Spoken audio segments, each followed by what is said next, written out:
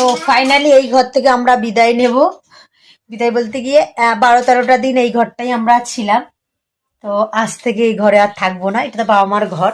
বাবা মারা ফাইনালি বাড়িতে আসছে, তো এই ঘরটাইতে আর থাকবো না। এবার থেকে আমাদের ওপরে শিফট করতে হবে। থাকবো নাকি, বাবা মা যখন বেড়াতে যাবে তখনই থাকবো, তার আগে বাবা মারাই থাকবে। কারণ কি বলতো, অরিন্দ বলছিল ওপরেই চলো থাকি, আমি বলছি না। আর এই ঘরটায় 12-13 দিন আমি ছিলাম গাইস, একটা দিন আমি ভালোভাবে ঘুমাতে পারিনি। ছুঁচো সসর করে শব্দ করছে, এটা ধরে টানছে ওটা ধরে টানছে। আর এই ঘড়ি যত রাত হবে টিক টিক করে শব্দ হচ্ছে, মাথা না জাস্ট কটা দিন তো ঘুমই হয়নি।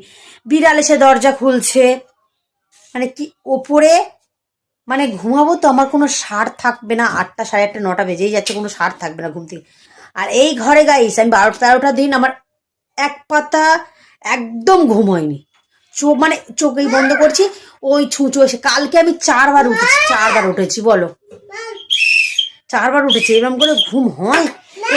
এটা ডাকছে ওটা ডাকছে, ঘুম আর হলো না। চলো বিছানাটা এবার তুলে নি। ওই দেখো আদুরি কাঁদছে সোনা।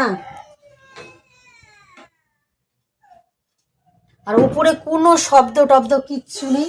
আর এই নিচে যত সব শব্দ পাইছে আওয়াজ, যেন ভূত বাসা করছে। ওই দেখো আদুরির মা আদুরিকে মারছে।